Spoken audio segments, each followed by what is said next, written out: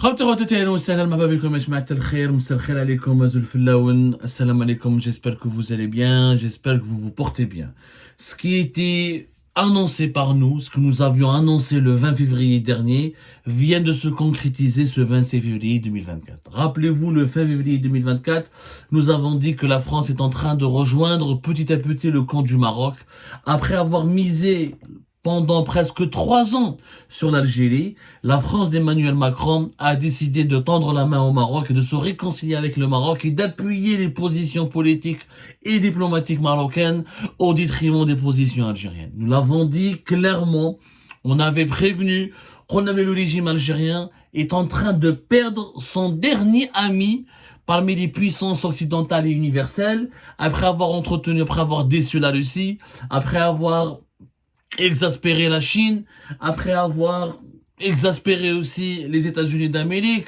après avoir perdu la confiance de l'Union européenne, après avoir pratiquement perdu toute relation amicale avec l'Arabie Saoudite, après avoir enclenché les hostilités avec l'Espagne, les Émirats Arabes Unis, après avoir provoqué des relations très froides avec l'Égypte et un certain nombre de pays importants dans la région, et aujourd'hui, le régime algérien est en train de perdre l'appui de la France, qui était la seule puissance mondiale qui soutenait activement le régime algérien et qui a tout fait pour le soutenir, pour construire une relation amicale, stable et pour appuyer le régime algérien de 2020 à 2023. Emmanuel Macron a été le seul leader d'une puissance mondiale qui est venu en Algérie en août 2022, qui a considéré Abdelmadjid Tebboune comme son ami, qui a voulu inviter Abdelmadjid Tebboune et lui donner le tapis rouge à Paris, qui a envoyé un gouvernement, le gouvernement français, rappelez-vous, en octobre 2022, pas moins de 16 ministres. Jamais une puissance mondiale ou là un pays important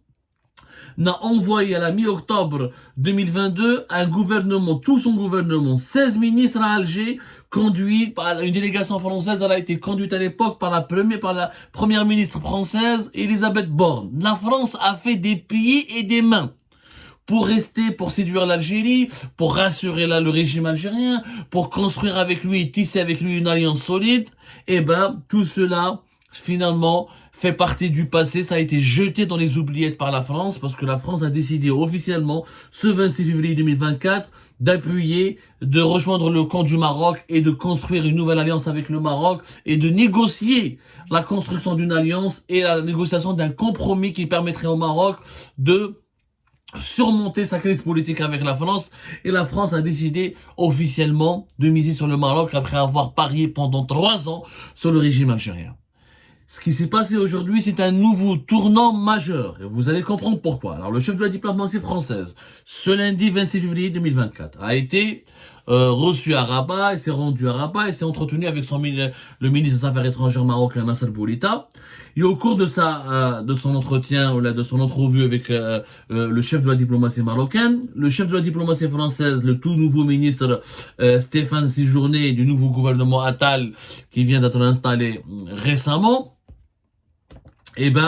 a fait une déclaration tonitruante. Franchement, une déclaration tout simplement, je vais pas dire brutale ou la brusque ou là. En tout cas, c'est une déclaration claire, nette et précise. La France a décidé de larguer le régime algérien pour séduire, pour faire les yeux doux au Maroc. C'est tout simplement affiché publiquement et assumé par la France. La France largue, je dis bien largue, le régime algérien pour sortir pour plonger dans les bras du Maroc. Voilà ce qui a été dit par le chef de la diplomatie française aujourd'hui. La France a décidé de soutenir de façon claire et constante, elle apporte un soutien clair et constant au plan d'autonomie marocain du Sahara occidental, assurant que la France veut progresser sur ce dossier. Et la France affirme par la voix de son ministre des Affaires étrangères qu'elle a compris que le Sahara occidental est un enjeu existentiel pour le Maroc. Nous le savons. Le Maroc peut compter sur le soutien clair et constant de la France à son plan d'autonomie. Nous l'avons dit et je le redis aujourd'hui, peut-être avec plus de force. il est désormais temps d'avancer. J'y veillerai personnellement. C'est le ministre des Affaires étrangères, un Français, qui l'a déclaré aujourd'hui à Rabat. Je passe sur les autres déclarations très élogieuses à l'égard du Maroc. Le chef de la diplomatie française, il a dit que la France veut accompagner le développement du Maroc, qu'elle veut accompagner le développement du Sahara occidental, que le Maroc a beaucoup investi dans les projets de développement au bénéfice des populations locales en matière de formation, d'énergie renouvelable, de tourisme, d'économie bleue, liée aux ressources aquatiques. La France est en train de mettre en exergue ou là en valeur ou là en lumière les efforts du Maroc dans l'occupation qu'il exerce du Sahara occidental. C'est rien de précis. Pour la France, le Sahara occidental, ce n'est plus une colonie, ce n'est pas un territoire non autonome, comme elle le reconnaît ou là comme elle le classe l'Organisation des Nations Unies. Pour la France, le Maroc, le Sahara occidental est une région intégrante du Maroc, où le Maroc a beaucoup investi pour améliorer le bien-être de la population locale et pour améliorer le développement local à travers des projets de tourisme, d'énergie renouvelable et même des projets économiques de pointe. Ça fait, je rappelle quand même, 3 ans, presque 4 ans que la France et le Maroc se sont tournés le dos. Contre la France et le Maroc, il y avait une crise politique inédite et majeure. 2021, l'affaire Pegasus, 2022 et 2023, les résolutions du Parlement européen et l'affaire du Marocco Gate dans le sillage de l'affaire du Qatar Gate. Les relations étaient totalement pourries. Emmanuel Macron n'a jamais pu aller au Maroc, comme il est venu en Algérie. La coopération bilatérale entre le Maroc et l'Algérie, entre le Maroc et la France était réduite à son strict minimum. Il y avait une crise aussi à cause de l'expulsion des migrants clandestins, des migrants marocains en 2021 et en 2022. Les relations Yajma'a étaient tout simplement très compliquée, pour ne pas dire très houleuse et très brûlante entre janvier 2023 et novembre 2023. Le poste d'ambassadeur du Maroc à Paris était vacant. Était tout simplement vacant, et le Maroc n'avait fait le choix de même pas nommer un ambassadeur. Il aura fallu attendre la fin de l'année 2023 pour assister à un début de réchauffement des relations diplomatiques entre le Maroc et la France. Un réchauffement qui a été confirmé le 20 février dernier avec l'accueil, le déjeuner qui a été organisé par Brigitte Macron, la femme du président français Emmanuel Macron, à l'honneur des 3 sœurs du roi du Maroc, Mohamed VI. Juste après, une communication téléphonique joviale et assez agréable entre Mohamed VI et Emmanuel Macron, alors que les deux présidents ne se parlaient plus depuis pratiquement 2021, l'affaire Pegasus. Il y a une évolution majeure dans les relations franco-marocaines. Cette évolution, elle s'est faite au détriment des relations franco-algériennes. Je l'ai toujours dit la dernière fois, on ne peut plus être l'ami de l'Algérie et du Maroc en même temps. Les pays, on l'a vu dans le cas de l'Espagne, on l'a vu avec les Émirats, on l'a vu dans le cas de l'Arabie Saoudite, on le voit, les États-Unis l'ont vu aussi, que quand un pays construit une relation particulière avec le Maroc, il s'attire l'hostilité et les foudres du régime algérien. La France, qui a préféré Emmanuel Macron, il faut le dire, de 2020 à 2024, jusqu'à la fin de l'année 2023, plutôt durant 3 ans, il a parié uniquement sur l'Algérie. Il a parié uniquement sur l'Algérie. Il a fait une grande visite à Alger, à Oran. Il a fait de l'Algérie un partenaire important pour dans les questions du Sahel. Il y a eu des déclarations et des accords. Là, il y a la déclaration d'Alger lors de sa visite. Je rappelle un document important. Voilà, j'ai failli le dire. Lorsque 16 ministres français sont venus en octobre 2022 sous l'égide de l'ancienne première ministre française Elisabeth Borne, il y a eu des discussions avec le gouvernement algérien autour de 73 points. C'était le document final qui a été adopté lors de la 5e session du comité intergouvernemental de haut niveau qui s'était tenu à Alger le 9 et 10 octobre 2022. Parmi les 73 points qui ont été discutés, validés par le gouvernement français et algérien, il y avait le point 12 écoutez-moi bien, le point 12 qui porte sur le Sahara occidental.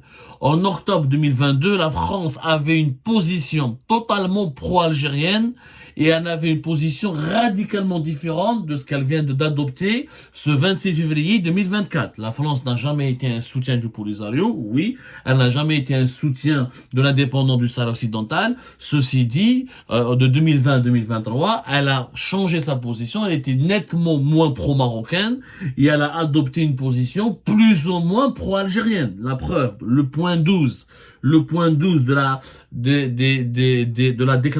du document de la déclaration finale qui a résumé les 73 points qui ont été étudiés et négociés et validés par les gouvernements français et algériens lors de la 5e session du comité intergouvernemental de haut niveau qui est algéro-français, un cadre de coopération algéro-français qui s'était tenu le 9 et 10 octobre 2022. Le point 12 affirme que concernant le Sahara occidental, les deux parties ont affirmé leur soutien à la mission de M. Stéphane de Mistura, envoyé personnel du secrétaire général des Nations Unies pour le Sahara occidental, ainsi qu'à la mission des Nations Unies pour l'organisation des référendums au Sahara occidental, dont l'action est essentielle pour le règlement de ce conflit, conformément à la légalité internationale et pour la stabilité de la région. En octobre 2022, la France soutenait la légalité internationale qui ne reconnaît pas la marocanité du Sahara occidental. Le droit international ne le reconnaît pas encore pour le moment.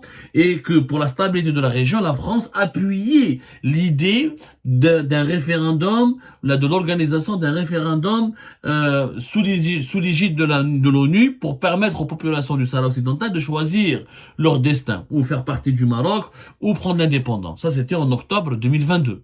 Lyon, le 26 février 2024, moins de 2 années plus tard, la France a changé de discours. Elle ne parle plus de l'égalité internationale, elle ne parle plus d'organisation d'un référendum d'autodétermination, et elle reconnaît le plan d'autonomie marocain, et elle apporte comme un soutien clair, net et précis. Et elle reconnaît les efforts, et elle considère le Sahara occidental comme un enjeu existentiel pour le Maroc, et elle soutient le Maroc dans son plan d'autonomie qui ne reconnaît plus donc d'option, qui écarte catégoriquement l'option d'organiser un référendum pour les populations du Sahara occidental, et elle-même, la France elle-même reconnaît que le Maroc a beaucoup investi, il a accompagné le développement, que la France elle est prête à accompagner le développement du Sahara occidental et que le Maroc a beaucoup investi dans cette région. Il y a eu des projets, il y a eu de la formation, il y a eu du tourisme, il y a eu des énergies renouvelables. Donc la France elle se réjouit, elle soutient définitivement le Maroc.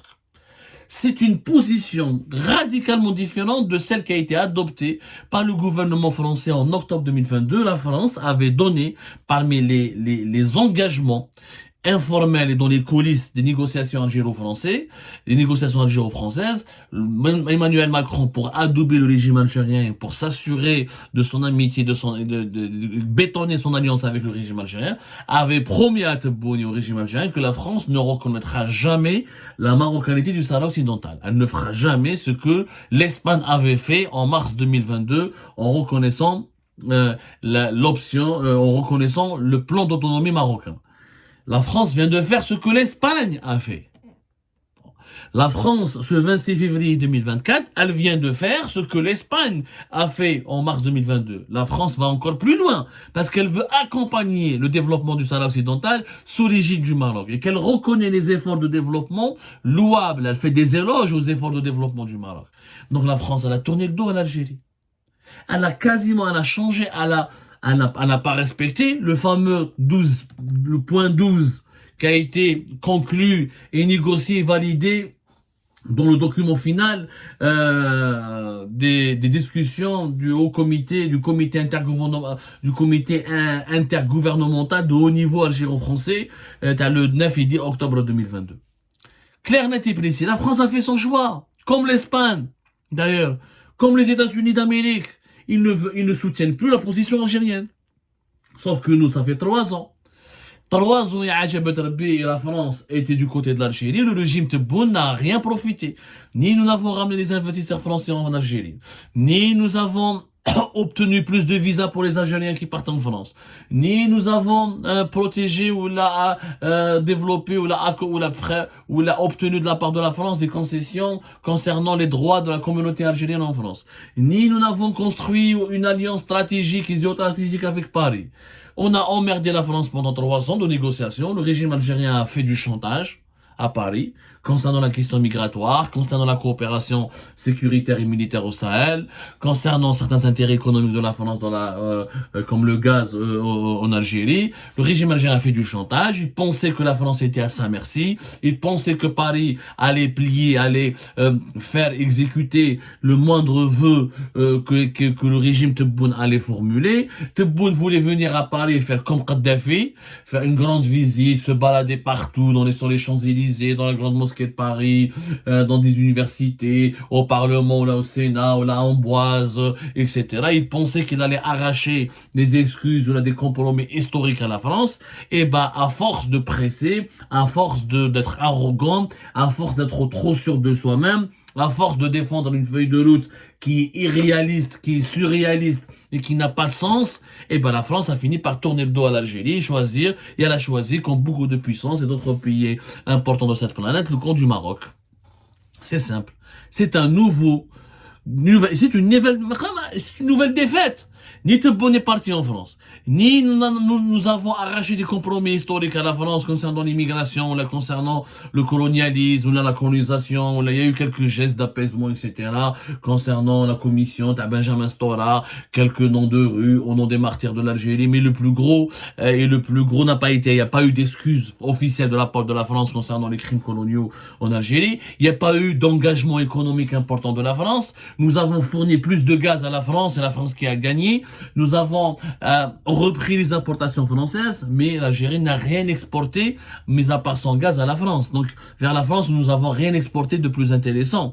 Donc, il n'y a pas eu de beaucoup de création d'emplois, il n'y a pas eu beaucoup de création de revenus, alors que la France reste parmi les 2 principaux investisseurs au Maroc, et que allez voir les projets français économiques, comment le type de richesse, le nombre de revenus et le nombre d'emplois qu'ils ont créés au Maroc, et la valeur ajoutée que ça rapporte, que les investissements français rapportent à l'économie marocaine. Ça n'a rien à voir avec ce que les Français, avec la réalité, ça n'a rien à voir avec la réalité très médiocre et simpliste des investissements français en Algérie. C'est très décevant. Encore une fois, c'est une défaite. Faut le dire. L'Algérie s'isole. Nous perdons jour après jour, trimestre après trimestre, semestre après semestre, l'appui de nos alliés les plus importants qui rejoignent chacun à son tour le camp du Maroc. Donc, celui qui voit pas cette réalité est un aveugle, ou là est un malhonnête, ou là il n'est pas patriote, mais il ne protège pas ses intérêts. Aujourd'hui, il faut repenser profondément la politique internationale de notre pays. Il faut que les décideurs actuels se remettent en cause ou partent, parce qu'ils ont essuyé pas mal de défaites et qu'ils n'ont absolument pas su défendre les intérêts suprêmes de l'État. Aujourd'hui, je sais pas qui sont nos amis aujourd'hui. Nous connaissons nos ennemis, mais qui sont nos amis? Personne ne veut me répondre à cette question. Qui sont les amis de notre pays? Qui sont les amis de l'Algérie sur lesquels on peut compter au cas de crise ou de catastrophe majeure? La France a changé de position. Elle en a eu marre de l'instabilité chronique du régime algérien. Elle en a eu marre du caractère puéril du régime des dirigeants algériens. Et elle a bien vu qu'elle n'avait rien à gagner, que l'Algérie est en recul au Sahel. Donc même les pays du Sahel ne veulent plus traiter avec l'Algérie. Ils se rapprochent davantage du Maroc que de l'Algérie. Que le Maroc est en expansion. Et que même des grandes puissances comme la Chine et la Russie sont en train d'abandonner l'Algérie petit à petit, ne la soutiennent plus en tout cas aussi activement qu'avant. C'est une position très délicate, très indélicate plutôt, qui prouve que nous subissons un déclin au niveau de l'influence dans notre pays, qui perd de son leadership, qui s'isole de plus en plus et qui voit le camp marocain adverse se renforcer de jour en jour. Regardez comment les Marocains ont profité de la crise entre l'Algérie et l'Espagne. de 2022 jusqu'à fin 2023. Allez voir le nombre des investisseurs espagnols qui a augmenté au Maroc. Allez voir comment les parts de marché de l'Espagne au Maroc ont augmenté. Allez voir comment les Marocains ont profité de cette crise entre l'Espagne et l'Algérie pour ramener vers leur marché plus d'entreprises espagnoles et plus d'argent et renforcer la coopération bilatérale.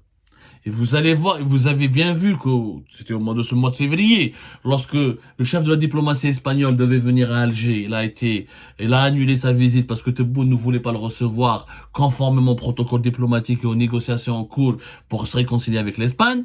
Une semaine plus tard, le Maroc a invité, avec tous les honneurs, le chef du gouvernement espagnol en offrant de nouveaux accords pour renforcer l'alliance du Maroc avec l'Espagne. À chaque fois qu'il y a un faux pas du régime algérien, le Maroc en profite brillamment. À chaque faux pas. En fait, le régime Tebboune ne cesse de faire des cadeaux au Maroc. Et après avoir échoué à construire une relation stable, durable et pragmatique avec la France pendant 3 ans, nous avons poussé les Français le régime Tebboune a poussé les Français à se réconcilier avec le Maroc. Il y a à faire le choix de reconstruire son alliance avec le Maroc. Au détriment de quoi? Au détriment des intérêts de l'Algérie et de sa feuille de route. L'addition, elle est claire. Amateurisme, bêtise, irrationalité, instabilité. Nous perdons chaque jour de nos alliés, nos amis. Nous n'avons réalisé aucun de nos objectifs, ni sur le dossier du Sahara occidental, ni sur le dossier de la coopération économique, ni sur le dossier de la coopération politique. Aujourd'hui, nous faisons figure d'un pays que les puissances de ce monde boudent parce qu'ils voient en lui parce qu'il y a un régime totalement instable à sa tête. Et c'est très inquiétant pour l'avenir de notre pays. Très, très inquiétant.